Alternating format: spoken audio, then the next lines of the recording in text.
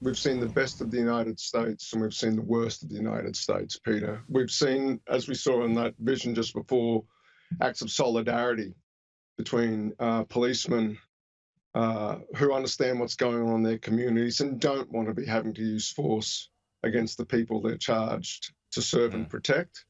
And we've also seen elements determined to wreak havoc, particularly after dark, causing property damage in and around the White House, in particular, most strikingly last night, for whom this is an opportunity to prosecute an agenda that goes above and beyond the outrage around the death of George Floyd. So how would you break it up, Simon? I mean, how much of it is a noble right, if I can call it that, a noble protest about police brutality against minorities in the United States? How much of it relates to that? And then how much of it, you know, perhaps percentage-wise, is just anarchists out to search and destroy based on whatever grievances they might have with society at the moment, and also remembering coronavirus in all of this? How much is a separate frustration from all of that?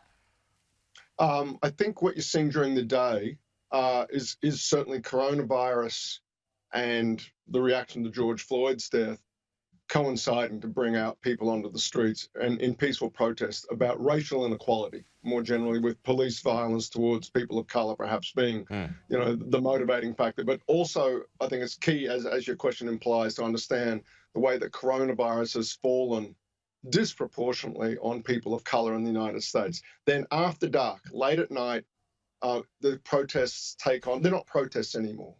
They're people looking to smash things up. And they may be motivated if you were to stop and ask them, but the numbers are fewer. And then the next morning, you're seeing ordinary citizens in many American cities coming out, families coming out to help clean up the damage overnight. It's a very different character, and there's a different agenda being prosecuted after dark, setting fire to that church that sits just the church basement that sits just across from the White House last night.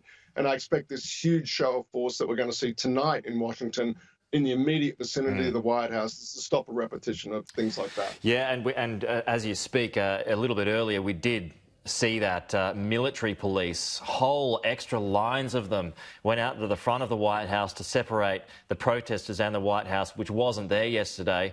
That may well have something to do with the fact that the president is outside speaking today. But still, on the president, what do you make of his leadership throughout of all this? Remembering this morning that he called several American governors weak and told them to do more against the protesters. Yeah, right now the politics of this are extremely delicate. I think Trump was taking a tremendous battering, and rightly so, I think, in his handling of the coronavirus. Once this flips, though, to a prolonged episode of lawlessness, sympathies will start to change. The American middle class, who will decide this election, they decide every election, their sympathies will start to flip, and that hunger for order on the streets, you know, will start to sneak in and start to become more politically salient and take over. And so the politics of this are an extremely interesting and delicate moment. It's hard to think through what the implications of this for November will be. I'm reminded historically of, 1968, where Richard Nixon ran on a law and order campaign. The historical analogs here are just arriving every hour, Peter. And again, I think this far out, but this is why this speech we're about to see from the president in the Rose Garden, I think, will be tremendously important. We haven't heard much from him. He's been holding his cards close to his vest with his phone calls to governors, with Twitter. But the speech, the address to the nation that you'd ordinarily expect from an American president, we haven't had one, and this will be the closest thing we get to one tonight. What do you make of America's standing in the world because of all of this, Simon? And these are live pictures that we're seeing at the moment in Washington, D.C. Just for a moment, Simon, let's listen into what's going on the ground here. Sure, absolutely.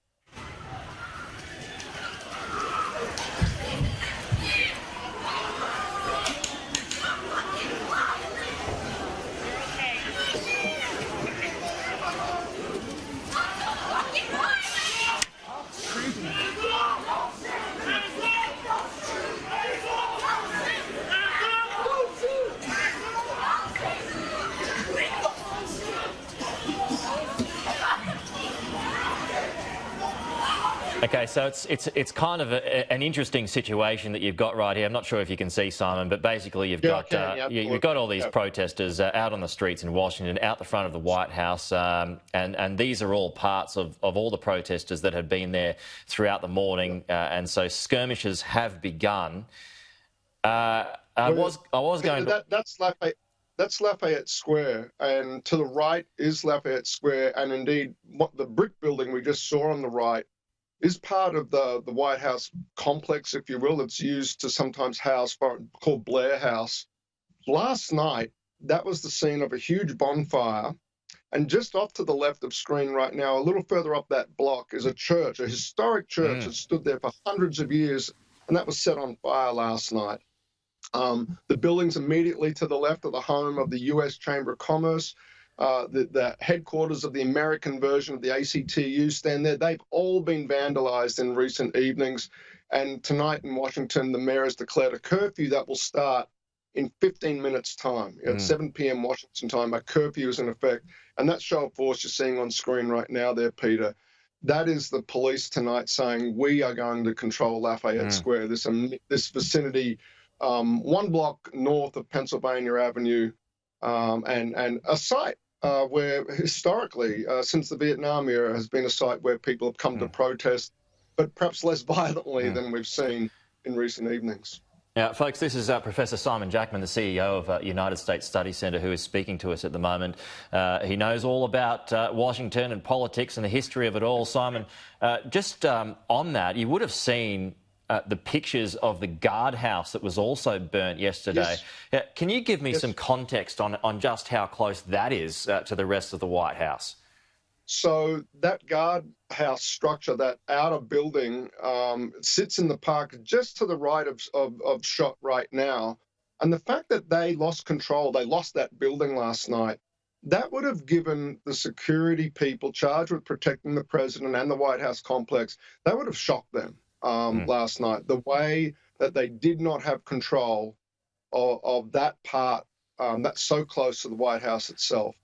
And looking at that vision from last night, it struck me as a pretty near-run thing, to be perfectly blunt, and I'm not surprised at all. What do you mean by that? That I thought that the numbers of protesters and their ferocity, if you will, in relation to the numbers of park police and Secret Service personnel I could see on screen and some of the vision coming out of the US last night, struck me as and the fact that they lost those structures to fire struck me they patently did not have control of Lafayette Square last night, and tonight. Clearly, even before the sun goes down, it's daylight saving, it's summer in the United States, the curfew takes holds in 15 minutes. And I think this is right. So that red brick building, that sort of marks the edge of the White House complex. They are making a very strong statement tonight that they are going to control that part of Washington, D.C. Let's just pause you there for a second, Simon, and listen in again.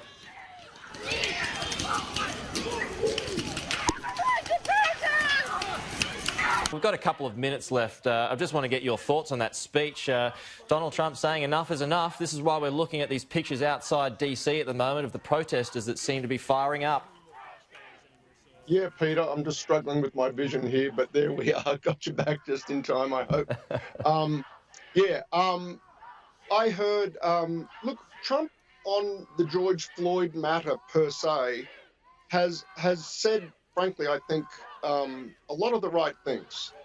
He, from the very start, has acknowledged the Floyd matter as an outrage, that he didn't like what he said. He said it in a very characteristically sort of Donald Trump kind of way. And again tonight, his opening remarks, at least tonight, as we just heard in Washington, echoing that theme. But by the same token, you're hearing, and I was alluding to this earlier, Peter, tremendous concern among middle America that they have lost control of the streets after dark in particular. And you know, Trump will not shy away from that opportunity, both to reestablish, I think, some political momentum for him. And because I think he's been very much struggling Yeah, Simon, through the coronavirus epidemic. we've just we've got about a minute left, but just for some historical context, when the president talks about deploying National Guards, for the people at home who don't know what that is that just police or is that military? I mean, what's the difference? Right. So let's back this up. Governors typically deploy the National Guard. They're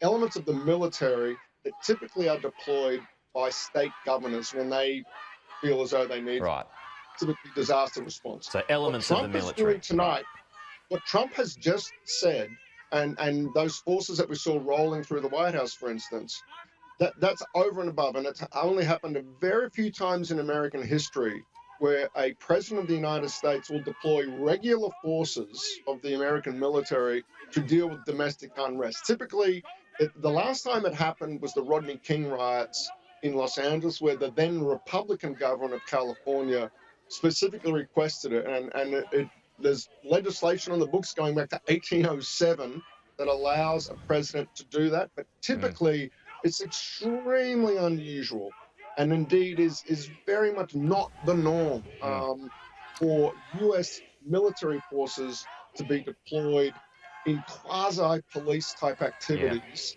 on the homeland. All right. That is explicitly not what the American military is not to do. And perhaps for one of the few times in our lifetimes, we're seeing it happening tonight in the United States.